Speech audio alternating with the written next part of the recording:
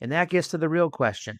Not is AI magical, not will work disappear tomorrow. The question is, how fast does this spread and how widely? Because speed and breadth are what determine whether a technological change is manageable or brutal.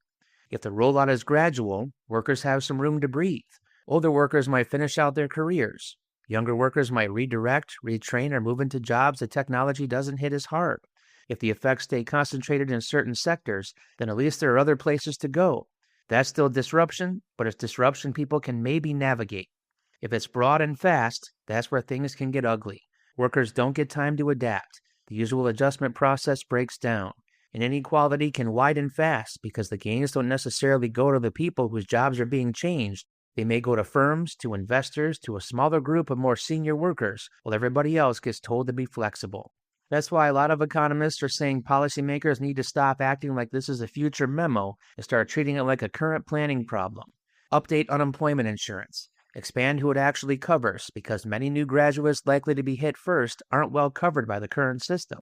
Fix retraining programs that are too slow and too underfunded. Start thinking seriously about support for workers displaced or otherwise harmed, not after the shock, but before it really arrives. And even there's a warning. Some economists think the usual tools may not be enough if this turns out to be less like a temporary downturn and more like a lasting structural shift. That's the policy gap here. We've got a lot of talk about what the technology can do, and not nearly enough about what workers are supposed to do if the transition is fast, uneven, and permanent for some people. So yeah, a more skeptical way to put all this is, the panic still isn't proof, but the old dismissal is fading. Economists are taking the risk more seriously, especially for workers at the bottom rungs of white-collar hiring. And if the people who usually say, let's not overreact, are now saying, maybe we should prepare, that's worth listening to.